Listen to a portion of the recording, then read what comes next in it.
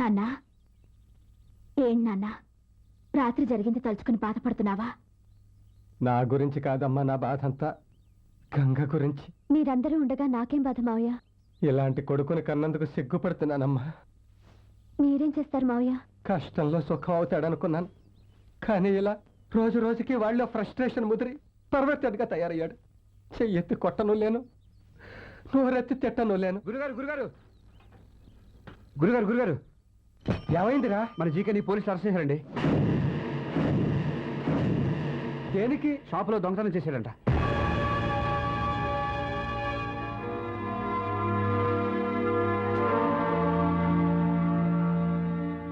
ఏమండి? అలవాటు లేని పని కదా, పట్టుబడ్డాడు.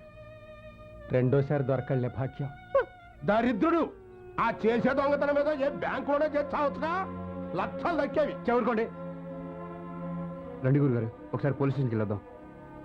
విడిపించుకునే శక్తి లేదు, విడిపించుకోవాలనే ఆసక్తి లేదురా. అదేంటండి అలా అంటారు? వాడు మన కొడుకండి.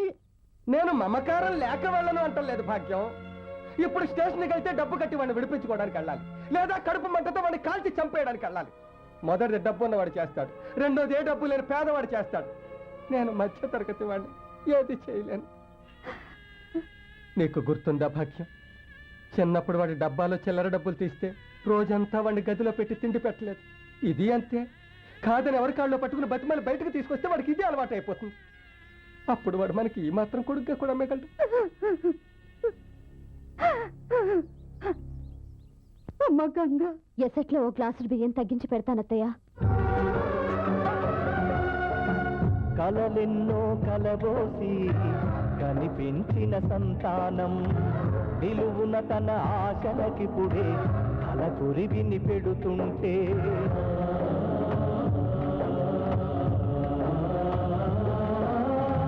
నమ్ముకున్న ఒక ఆధారం వెన్ను మీద మోపిన భారం తల ఎత్తుకు తిరగొద్దంటే ముందు దారి కనబడకుంటే ఎంత చీకటో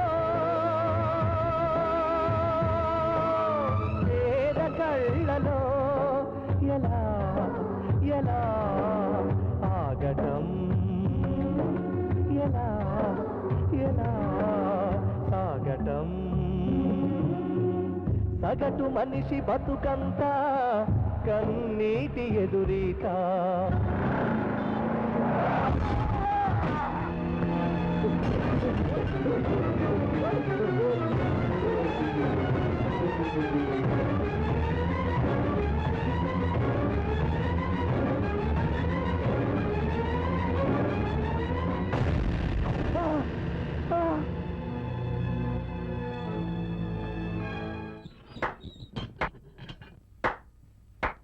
ప్రియమైన, నాకు పరమ అసహ్యమైన కన్న తండ్రికి స్వాగతం, సుస్వాగతం.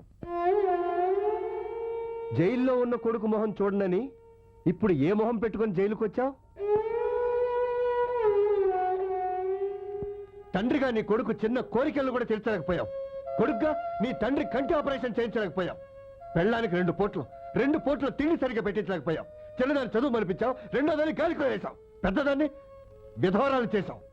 నువ్వు తండ్రివి కాదు, కొడుకు కాదు, అసలు నువ్వు మనిషివే కాదు. కొడుకు తిరగబడి మాట్లాడుతున్నావు, ఒక్క మాట కూడా మాట్లాడలే. నువ్వు అమ్మ కడుపులో ఉండగానే తిరగబడ్డావురా. అప్పుడు అది కోలుకోవడానికి 2 ఏళ్లు పట్టింది. మళ్ళీ ఇన్నేళ్లకి ఇప్పుడు నామే తిరగబడ్డావు. ఇంకా నేనేం కోలుకుంటాను రా. ఏమిటండి దారుణం? దీర్ఘ సుమంగళి భవాని దీవించవలసిన చేతులతో దాన్ని పసుపు కుంకాలకి దూరం చేశారు. రేపదొచ్చి నాన్న నా భర్త ఏడి అని అడిగితే ఏ సమాధానం చెప్తారండి? ఏ సమాధానం చెప్తారండి? అమ్మా,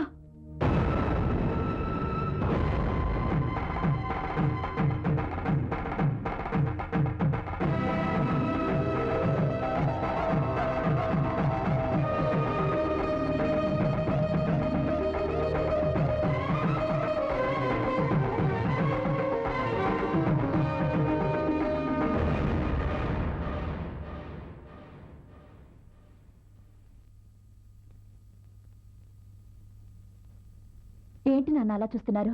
నేను మీ కూతురు ధనలక్ష్మిని. ఏంటమ్మా ఇది? మీరే చెప్పారు కదా నాన్న, మిమ్మల్ని చూడాలనిపిస్తే పుణ్యస్త్రీగా రమ్మని. వాడు బ్రతుకున్నప్పుడు విధవని చెప్పడానికి విధవనయ్యాను. వాడు చచ్చాక పునీతనయ్యానని చెప్పడానికి పుణ్యస్త్రీగా వచ్చాను నాన్న.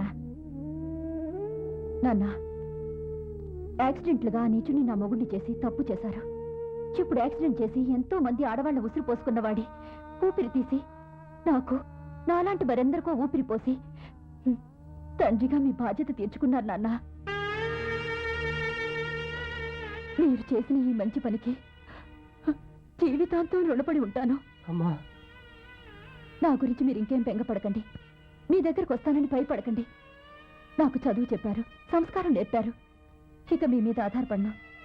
నా నుంచి ఇక మీకు ఉత్తరాలు రావు, మనీ ఆర్డర్లే వస్తాయి. వస్తానమ్మా, వస్తాను గాయత్రి.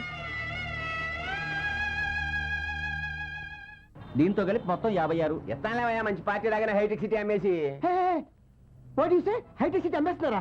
ఎంత? How much? Tell me. Shop. ఎవరు బాబు నువ్వు? My name is Swathimuthyam. Face చూడగానే తెలిసిపోతుందిలే. యా. ఎవరు బాబు ఉంది? పెద్దాపురం. బిజినెస్ పని మీద వచ్చావా? నో, హైదరాబాద్ సిటీలో ఏదైనా ప్రాపర్టీ కొందామని వచ్చాను. ఏం కొంటావు? మా ఆవిడ చీరలు ఆరబెట్టుకోవడానికి చార్మినార్ కొనిపెట్టుకుంది. ఏంటి చార్మినార్ కొంటావు నువ్వు? మొన్న అమ్మేత్తని ఏంటే? Oh shit. పోనీ మా ఆవిడ ఒడియాలు అప్పడాలు ఎండబెట్టుకోవడానికి ఏదైనా స్థలం కొనమంది. రవీంద్ర భారతి ఖాళీగా ఉందా? నీకమిస్తారా? ఓ మళ్ళీ షిట్. పోనీ మా ఆవిడకి షూటింగ్ అంటే ఇష్టం. రామానాయుడు స్టూడియో ఖాళీగా ఉందా? ఖాళీగా ఉంటే కొంటావా? నేను కొన్నాక మళ్ళీ నువ్వు కొంటావా? కొను. మాత్రం కొంటావా? కొను. ఓహో, పోనీ నాకు అమ్మడానికి ఏమన్నా నీ దగ్గర? ఉందండి, ఆ బిర్లా టెంపుల్ అమ్ముతాడు, కొనుక్కోండి. లేకపోతే పని చేయండి, అసెంబ్లీ అమ్మేస్తాడు. లేకపోతే గోల్కొండ అమ్మేస్తాడు. అదే అదే అది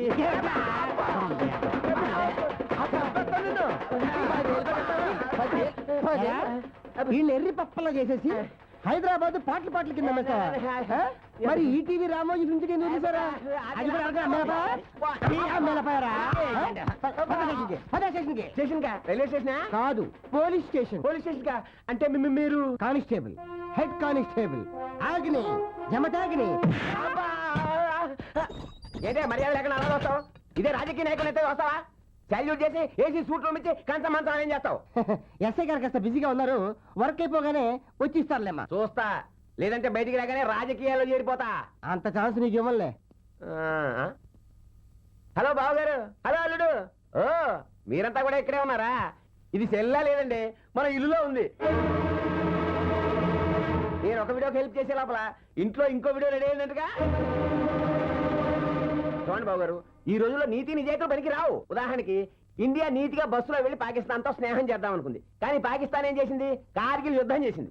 దేశమే నీతిగా ఉంటే బాగుపడినప్పుడు ఆ దేశంలో బతుకుతున్న మనం నీతంటే ఇన్నాళ్ళు కలవని మన మనస్తత్వాలు ఫైనల్ గా ఇలా జైల్లో గెలిచాయి. కాబట్టి రేపటి నుంచి మన ముగ్గురం ఒకే రూట్ లో వెళ్దాం. ఏమంటారు? నన్ను అంటావా? నిన్ను దగ్గరికి రాకు. ఈ చేతులతో సొంత అల్లుడే చంపినవాడిని. నిన్ను చంపడం పెద్ద కష్టమో కాదు, శిక్షలో పెద్ద తేడాను రాదు. అవును, కానీ మనం ఏం చేయగలం? చేయగలరు. దమ్మదా అమ్మా, అమ్మాయి గారు 2 లీటరా? ఏంటండి, డబ్బులు ఏమైనా కావాలా? కాదు, నేను మీతో మాట్లాడడానికి వచ్చాను. చెప్పండి. మీరు నన్ను పెళ్లి చేసుకుంటారా? ఏంటి మీరు మాట్లాడేది? ఏ దిక్కు లేని మా ఇంటికి మగ దిక్కు కావాలి, అది మీరే కావాలని మీ దగ్గరకు వచ్చాను.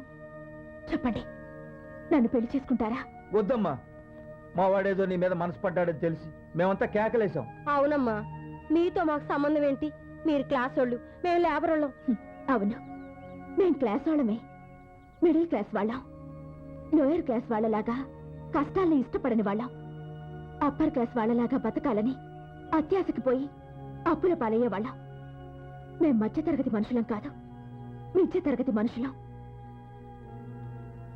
మా ఇంట్లో వాళ్ళు రోడ్డు మీద పడకముందే నన్ను మీ కోడల్ని చేసుకోండి మావయ్య. అది కాదమ్మా. మీరింకేం చెప్పొద్దు. నేను బాగా ఆలోచించే ఈ నిర్ణయం తీసుకున్నాను. అయితే ఒక కండిషన్, నేను పెళ్లి చేసుకున్నా కూడా నువ్వు ఉద్యోగం చేయాలి. నీ జీతం నా జీతం మొత్తం మీ కుటుంబానికి ఖర్చు పెట్టాలి. నాది ఒక కండిషన్ అమ్మా, మీ ఇద్దరు పెళ్లి మీ నాన్నగారు జైలు నుంచి వచ్చాకే జరగాలి.